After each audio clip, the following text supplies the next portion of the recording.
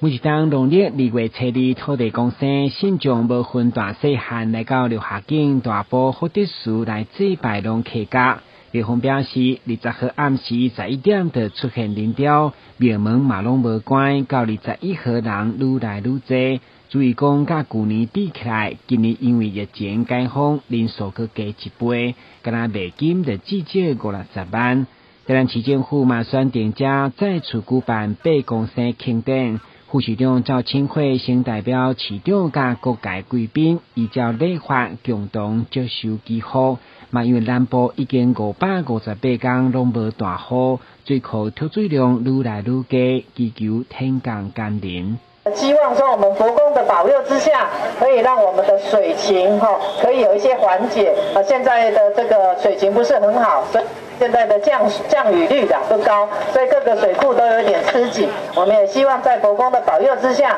可以风调雨顺。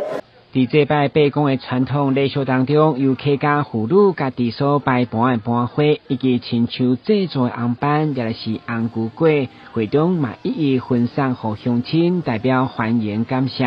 另外现场所吹奏的八音、演锣鼓、演鼓吹传统音乐，拢是客家祭典袂当欠缺的。八音乐团跟贡品是最主要，再来我们的仪式，我们的祈福的仪式一定会用客家话来祝寿哈，那来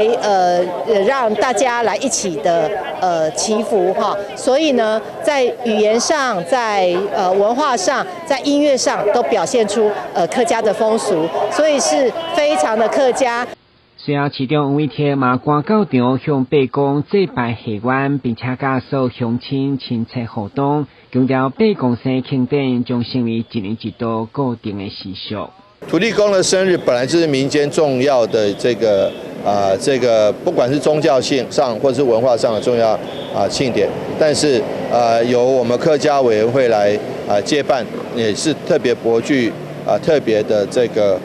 具有意义去年第1届，今年第2届，我们也会持续推动，让客家委员会让民俗宗教能够结合一体。土地公主要是台湾人的信仰之一，客家称土地公为八公，嘛是客家社会重要的习俗。透过生日庆典，要让大家更了解八公的传统民俗文化。咱的新闻，军籍采访报道。